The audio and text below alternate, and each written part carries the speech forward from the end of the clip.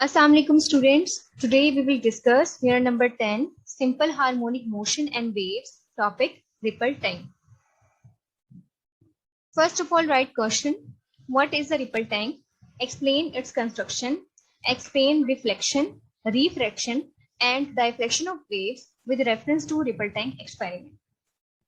हम definition discuss करेंगे ripple tank की. Heading mark करें definition. Ripple tank is a device used to produce water waves and to study the characteristics of water waves. Ripple tank एक device है जो हम use करते हैं वाटर वेव्स प्रोड्यूस करने के लिए और वाटर वेव्स की प्रॉपर्टीज, उसके कैरेक्टरिस्टिक्स को अंडरस्टैंड करने के लिए, इन्हें स्टडी करने के लिए. If you talk about the construction of ripple tank, तो रिपल टैंक में एक रेक्टेंगुलर ट्रे है जिसका ग्लास बॉटम है and this tray is placed nearly half metre above the surface of a table. अगर हम वेव्स की प्रोडक्शन की बात करें, waves can be produced on the surface of water present in the tray by means of a vibrator. ये rectangular tray है, इसका glass bottom है. इस ट्रे में हम वाटर फिल करते हैं. अब इस वाटर में हम वेव्स प्रोड्यूस करते हैं by means of a vibrator. ये वाइब्रेटर लगा हुआ है, अभी हम इसको डिटेल में डिस्कस करते हैं. नेक्स्ट हेडिंग मार्क करें, production of waves. Students, waves produce करने के लिए वी हैव अ वाइब्रेटर. ये vibrator basically oscillating electric motor है जिसके साथ एक वुडन प्लेट अटैच है. ये वुडन प्लेट वाटर सरफेस को स्लाइटली टच कर रही है. जैसे ही हम इस मोटर को ऑन करेंगे, यानी कि वाइब्रेटर को ऑन करेंगे, तो ये वुडन प्लेट वाइब्रेट करेगी. इसकी वाइब्रेशन से वाटर वेव्स प्रोड्यूस होंगी जो कि स्ट्रेट वेव फ्रंट्स होंगी, यानी हम कह सकते हैं स्ट्रेट वेव्स प्रोड्यूस होंगी. इस अरेंजमेंट में एक इलेक्ट्रिक बल्ब यूज किया जाता है इन वेव्स के पैटर्न्स को ऑब्जर्व करने के लिए. वेव्स के पैटर्न्स को हम ऑब्जर्व करते हैं एक स्क्रीन पे या किसी पेपर पे. तो यहाँ पे आप देख सकते हैं, हम नीचे एक स्क्रीन पे इन वेव्स के पैटर्न को देख सकते हैं. वेव्स जो कि स्ट्रेट वेव्स हैं, यहाँ पे अगर हम उन पैटर्न्स को देखें तो ये पैटर्न में हमें नजर आ रही हैं as dark and bright lines. तो ब्राइट लाइंस जो है बेसिकली क्रस्ट है और डार्क लाइंस हैं ट्रफ. इन्हें हम अभी डिटेल में डिस्कस करते हैं. तो जैसे ही हमने वाइब्रेटर को ऑन किया है तो इस तरह की ये स्ट्रेट वेव्स प्रोड्यूस होती हैं. जैसे कि अभी मैंने आपको स्क्रीन के हवाले से बताया कि ब्राइट लाइंस होती हैं और डार्क लाइंस होती हैं. तो यहाँ पे ये जो ब्लू लाइंस हैं इन्हें हम ट्रीट कर रहे हैं एज डार्क लाइंस और यहाँ पे जो व्हाइट लाइंस हैं इन्हें हम ट्रीट कर रहे हैं एज ब्राइट लाइंस. तो ये स्ट्रेट वेव्स हैं जो जनरेशन के बाद ट्रैवल कर रही हैं. फ्रेंड्स, नेक्स्ट हेडिंग मार्क करें, reflection of waves. Reflection of waves observe करने के लिए we will place a barrier in the ripple tank. अब वेव्स के स्ट्रेट वेव फ्रंट हैं. अगर हम बैरियर भी इस तरह से स्ट्रेट रख देंगे तो हम clearly reflection of waves observe नहीं कर सकेंगे. इसलिए हम बैरियर को रखते हैं at an angle to the wave front, just like this. अब होगा क्या कि वेव्स आएंगी और रिफ्लेक्ट होके इस तरह से वापस जाएंगी. हम क्लियरली ऑब्जर्व कर रहे हैं रिफ्लेक्शन ऑफ वेव्स को. अब हम बात करते हैं एंगल ऑफ इंसिडेंस और एंगल ऑफ रिफ्लेक्शन की. ये इंसिडेंट वेव्स हैं, ये ऐसे आ रही हैं. हम सिंपली क्या करेंगे, बैरियर पे एक नॉर्मल ड्रॉ करेंगे. जो एंगल नॉर्मल और इंसिडेंट वेव्स के दरमियान है वो एंगल ऑफ इंसिडेंस है. इसी तरह से जो एंगल रिफ्लेक्टेड वेव और नॉर्मल के दरमियान है वो एंगल ऑफ रिफ्लेक्शन है. अगर हम इसको ऑब्जर्व करें क्लियरली तो हमें आइडिया होगा कि ये दोनों एंगल्स इक्वल हैं. तो रिफ्लेक्शन ऑफ वेव्स में हमने ऑब्जर्व किया कि वेव्स किसी ऑब्स्टेकल से रिफ्लेक्ट बैक हो रही हैं, वापस आ रही हैं और इस पूरे फिनोमेना में angle of incidence is equal to angle of reflection. आगे हम इस फिनोमेना की प्रॉपर डेफिनेशन देख लेते हैं, प्रॉपर थ्योरी देख लेते हैं. When waves moving in one medium fall on the surface of another medium, यहाँ पे बैरियर है, एक और मीडियम है. तो जब वेव्स एक मीडियम में ट्रैवल करते हुए किसी दूसरे मीडियम के सरफेस पे आती हैं, they bounce back in the first medium such that angle of incidence is equal to the angle of reflection.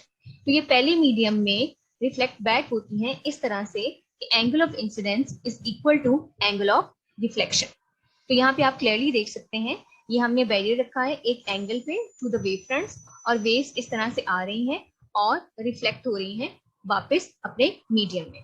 और यहाँ पे हम देख सकते हैं angle of reflection will be equal to angle of incidence. Next हम ऑब्जर्व करेंगे refraction of waves using ripple tank. Heading mark करें refraction of waves. The speed of a wave in water depends on the depth of water. Wave की speed water की depth पर depend करती है। अब हम सिंपली क्या करेंगे, एक ब्लॉक रखेंगे रिपल टैंक में इस तरह से कि रिपल टैंक का एक हाफ डीप हो जाएगा और एक हाफ शैलो हो जाएगा। When water waves enter the region of shallow water, their wavelength decreases. तो यहाँ हम ऑब्जर्व कर सकते हैं ये शैलो वाटर है, ये डीप वाटर है। हमने रिपल टैंक में एक ब्लॉक रख दिया है एक एंड पे, तो एक साइड से पानी डीप हो गया है, एक साइड से पानी शैलो हो गया है। तो ये डीपर साइड है, यहाँ हमने ब्लॉक रखा हुआ है। तो हम देख सकते हैं शैलो साइड पे वाटर वेव्स की स्पीड स्लो है, और अगर हम ऑब्जर्व करें वेवलेंथ को तो वेवलेंथ यहाँ पे हमें कम नजर आ रही है, स्पीड भी कम है। वेवलेंथ हम लास्ट टाइम भी डिस्कस कर चुके हैं। Distance between two consecutive crust और ट्रफ्स इज कॉल्ड वेवलेंथ। तो यहाँ पे अगर हम इन ब्लू लाइंस को एज क्रस्ट डील करें तो दो कंसेक्यूटिव क्रस्ट के दरमियान वेवलेंथ डिस्टेंस है। स्पीड को हम ऑब्जर्व करें, स्पीड कम हो रही है, लेकिन अगर हम डीप वाटर में देखें तो डीप वाटर में जाते हुए डीप साइड पे वेवलेंथ इंक्रीज हो रही है और स्पीड भी इंक्रीज हो रही है। लेकिन अगर हम बात करें फ्रीक्वेंसी की, हमने दो टर्म्स डिस्कस कर ली हैं, स्पीड, वेवलेंथ। अगर हम फ्रीक्वेंसी की बात करें तो फ्रीक्वेंसी दोनों पार्ट्स में सेम है। वो क्यों सेम है? क्योंकि हम वेव्स प्रोड्यूस करें with the help of vibrator. Vibrator वही है दोनों हाफ्स के लिए, तो वाइब्रेटर की फ्रीक्वेंसी ही इन वेव्स की फ्रीक्वेंसी होगी। तो वाइब्रेटर की फ्रीक्वेंसी हमारे पास कांस्टेंट है, हम वाइब्रेटर से सारी वेव्स प्रोड्यूस कर रहे हैं। तो वेव्स चाहे शैलो वाटर में हो या डीप वाटर में, हमारे इस एक्सपेरिमेंट में फ्रीक्वेंसी चेंज नहीं हो रही। तो यहाँ पे आप देख सकते हैं एक प्रैक्टिकल एनिमेशन है, इसमें ये डीप वाटर है जहां पे आपको वेवलेंथ ज्यादा नजर आ रही है, ये शैलो वाटर है। तो इस एनिमेशन से क्लियरली आइडिया हो रहा है कि शैलो वाटर में वेव्स की स्पीड कम है as compare to deep water. Deep water में हम देख रहे हैं वेव्स तेजी से जा रही हैं, शैलो वाटर में आहिस्ता आहिस्ता जा रही है। अगर वेवलेंथ की बात करें तो वेवलेंथ हमें क्लियरली आइडिया है दो कंसेक्यूटिव क्रस्ट या ट्रफ्स के दरमियान डिस्टेंस वेवलेंथ होता है। तो यहाँ पे हम ये भी ऑब्जर्व कर सकते हैं कि यहाँ पे वेवलेंथ भी ज्यादा है as compare to shallow part. Friends, now we will again observe the reflection of water waves. हम प्रीवियस एक्सपेरिमेंट में रिपीट कर रहे हैं, लेकिन अब हम क्या कर रहे हैं, डीप और शैलो वाटर को एक एंगल पे सेपरेट कर रहे हैं। यानी हम ब्लॉक जो अंदर रखेंगे डीप और शैलो पार्ट बनाने के लिए, उस ब्लॉक को हम वेव फ्रंट्स के साथ किसी एंगल पे रखेंगे, ताकि हमें क्लियरली आइडिया हो जाए कि वेवलेंथ स्पीड के साथ साथ डायरेक्शन में चेंज आता है या नहीं। तो यहाँ पे आप देख सकते हैं ये डीप वाटर है और हमने ये ब्लॉक इस तरह से रखा हुआ है at some angle to the wave front, ताकि हमें पता चले कि वेव्स की डायरेक्शन पे क्या इफेक्ट होता है। ये डीप वाटर है, ये शैलो वाटर है। वेव्स यहाँ से शैलो पार्ट में आ रही हैं, तो हम ये देख सकते हैं कि वेवलेंथ डीप वाटर में ज्यादा है, शैलो वाटर में कम है। इसके अलावा अगर हम इसकी स्पीड की बात करें, अभी हमने ऑब्जर्व किया है डीप वाटर में स्पीड ज्यादा होती है, शैलो वाटर में स्पीड कम हो जाती है। एडिशनल फैक्टर जो यहाँ पे आ रहा है वो ये है कि वेवलेंथ स्पीड के साथ साथ हमें डायरेक्शन में भी चेंज नजर आ रहा है। यहाँ direction of travel of waves is also changing. तो ये बाउंड्री है, अगर हम इस बाउंड्री पे नॉर्मल ड्रॉ करें तो ये जो वेव्स आ रही है इनिशियली इस डायरेक्शन में, इन वेव्स का नॉर्मल के साथ जो एंगल बनेगा वो एंगल ऑफ इंसिडेंस होगा, और ये वेव्स जो रिफ्लेक्ट हो रही हैं शैलो पार्ट में, आप कह लें कि दूसरे मीडियम में जा रही हैं, इनका नॉर्मल के साथ जो एंगल होगा वो एंगल ऑफ रिफ्रैक्शन होगा। तो सिंपली हम ये देख रहे हैं कि एक पार्ट से दूसरे पार्ट में वेव जा रही हैं from deep to shallow part. तो शैलो पार्ट में जाते हुए वेव्स की वेवलेंथ कम हो रही है, स्पीड कम हो रही है, इसके अलावा डायरेक्शन ऑफ ट्रेवल भी चेंज हो रही है। तो यहाँ हमने जो ब्लॉक सबमर्ज किया है, इससे बेसिकली हम रिफ्लेक्शन को ऑब्जर्व करें कि किस तरह से हमारे पास यहाँ पे टोटली मीडियम क्या आ गया है, वाटर है, लेकिन आगे हमने जो ब्लॉक सबमर्ज किया उस वजह से मीडियम का थोड़ा सा चेंज आया है, वाटर शैलो हो गया है। इसलिए जब वाटर वेव्स एक मीडियम से दूसरे मीडियम में जा रही हैं तो किस तरह से उनकी डायरेक्शन ऑफ ट्रैवल चेंज होती है। हम आगे डिस्कस कर लेते हैं इसकी definition. When a wave from one medium enters into the second medium at some angle, its direction of travel changes. तो यहाँ पे ये जो डीप वाटर था ये एज वाटर मीडियम बिहेव कर रहा है, और जो शैलो वाटर है इसमें हमने ब्लॉक रखा हुआ है, तो ये ब्लॉक शैलो वाटर के साथ एक और मीडियम के तौर पे एक्ट कर रहा है, और हमने ऑब्जर्व किया है कि एक मीडियम से दूसरे मीडियम में जाते हुए वेवलेंथ, स्पीड और डायरेक्शन ऑफ ट्रैवल में कैसे चेंज आ रहे हैं। तो ये रिफ्लेक्शन ऑफ वेव्स की प्रैक्टिकल डिमॉन्स्ट्रेशन है, यू कैन सी हियर। तो ये हमारा है डीप पार्ट और ये है हमारा शैलो पार्ट। तो डीप पार्ट से शैलो पार्ट में आप देख सकते हैं कि किस तरह से वेव्स जा रही हैं, किस तरह से चेंज आ रहा है वेवलेंथ में, किस तरह से चेंज आ रहा है स्पीड में, और किस तरह से चेंज आ रहा है डायरेक्शन में। Next we have diffraction of waves. अब हम डायफ्रैक्शन को ऑब्जर्व करने जा रहे हैं। डायफ्रैक्शन को ऑब्जर्व करने के लिए हम रिपल टैंक से स्ट्रेट वेव्स ही प्रोड्यूस करेंगे, लेकिन हम सिंपली क्या करेंगे, स्ट्रेट वेव्स के पाथ में दो ऑब्स्टेकल्स, दो आप कहने के बैरियर्स इस तरह से रख देंगे कि दोनों के दरमियान थोड़ी सी सेपरेशन छोड़ेंगे, और सेपरेशन हम इतनी छोड़ेंगे जो इन वेव्स की वेवलेंथ के कंपेरेबल हो, यानी जितनी इन वेव्स की वेवलेंथ होगी हम ऑब्जर्व करेंगे, और उसी वेवलेंथ के हिसाब से हम इन दोनों बैरियर्स के दरमियान या इन दोनों ऑब्स्टेकल्स के दरमियान स्पेस रखेंगे। तो जब वेव्स इस स्पेस में से पास करती हैं, यानी इन ऑब्स्टेकल्स के दरमियान जो ओपनिंग है उसमें से पास करती हैं, तो ये स्ट्रेट की बजाय आगे जाके सेमी सर्कुलर पैटर्न में डायफ्रैक्ट हो जाती हैं। लेकिन अगर हम ऑब्स्टेकल्स के दरमियान ओपनिंग थोड़ी ज्यादा करें, तो यहाँ पे आप देख सकते हैं ये वेवलेंथ की कंपेरेबल ओपनिंग थी, लेकिन ये वेवलेंथ से बहुत ज्यादा ओपनिंग है। तो उस केस में क्या हो रहा है कि हमें सिर्फ किनारों पे थोड़ी सी डायफ्रैक्शन नजर आ रही है, यानी किनारों पे हमें लग रहा है कि थोड़ी सी वेव सर्कुलर पैटर्न में जा रही है, बाकी हमें सारा का सारा वेव फ्रंट स्ट्रेट ही नजर आ रहा है। अब हम देख लेते हैं इसकी डेफिनेशन को। द बेंडिंग और spreading of waves around the sharp edges और कॉर्नर्स ऑफ ऑब्स्टेकल्स और slits is called diffraction. Waves की बेंडिंग या स्प्रेडिंग किसी ऑब्स्टेकल के अराउंड, वो क्या है, डायफ्रैक्शन है।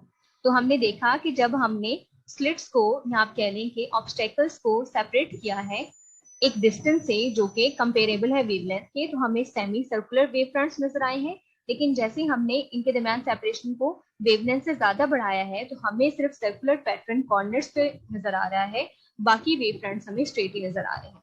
तो इसकी हम डिमॉन्स्ट्रेशन देख लेते हैं। तो यहाँ पे आप देख सकते हैं हमने जब ओपनिंग रखी है वेवलेंथ की कंपेरेबल, तो ये सर्कुलर वेव फ्रंट्स बन रहे हैं। लेकिन जब हम ओपनिंग थोड़ी ज्यादा करते हैं तो हमें सिर्फ किनारों पे थोड़ी बहुत डायफ्रैक्शन नजर आती है। फ्रेंड्स, हमने वेव्स की रिफ्लेक्शन, रिफ्रैक्शन और डायफ्रैक्शन को with the help of triple tank discuss कर लिया है। रिफ्लेक्शन में हमने देखा कि किस तरह से वेव्स एक मीडियम से ट्रैवल करते हुए दूसरे मीडियम की बाउंड्री से बाउंस बैक होती हैं। Angle of reflection angle of incidence equal होता है। इस तरह से रिफ्लेक्शन ऑफ वेव्स में हमने देखा कि किस तरह से वेव्स एक मीडियम से दूसरे मीडियम में जाते हुए डायरेक्शन चेंज कर रही हैं, किस तरह से उनकी वेवलेंथ और स्पीड में चेंज आ रहा है।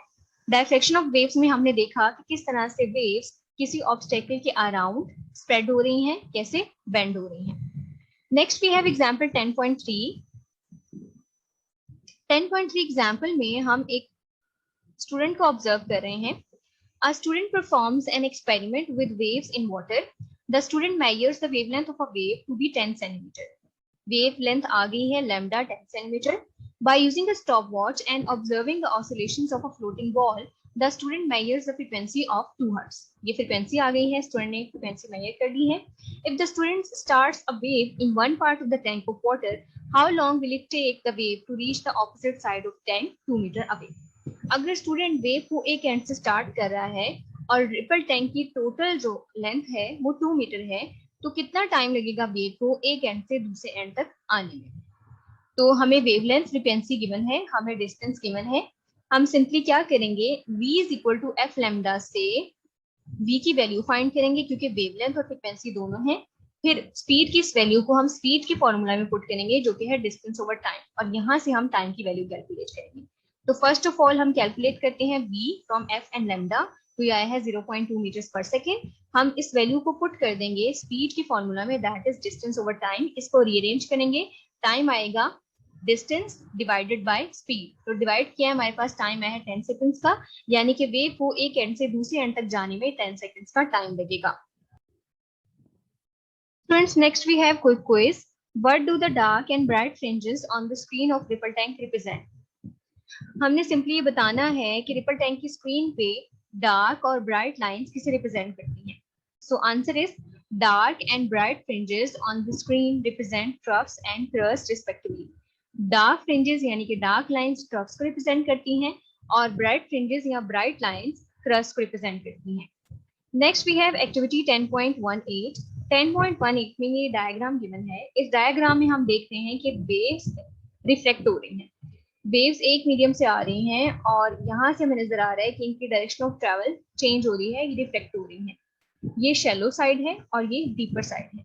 हमें क्लियरली आइडिया हो रहा है कि शैलो वाटर में वेव्स की वेवलेंथ कम है.